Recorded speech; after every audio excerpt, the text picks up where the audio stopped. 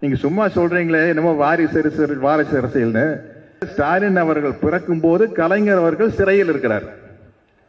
உதயநிதி ஸ்டாலின் பிறக்கும் போது ஸ்டாலின் சிறையில் இருக்கிறாரு. ஏங்க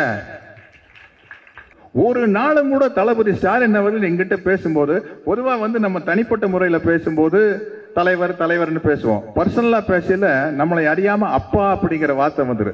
இதுவரைக்கும் 1986 இருந்து தளபதி நம்முடைய முதல்வர் ஸ்டாலின் அவர்கள் நான் சந்திச்சுக்கிட்டு இருக்கிற ஒரு நாளும் கூட அப்பாங்கிற வார்த்தை வந்தது இல்ல. தலைவர் தான்.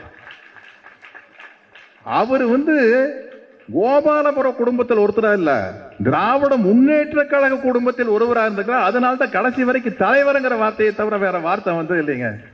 கனிமொழி அவர்கள் அடிச்சாங்க பாருங்க, நம்ம தம்பி சொன்னாரு. I think the national language of India is unity in diversity.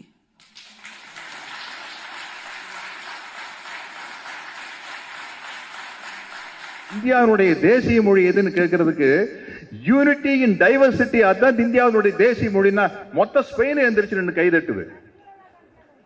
இதெல்லாம் ஒரு திமுகவை சேர்ந்தவங்கனால தான் இதெல்லாம் பேச முடியும்.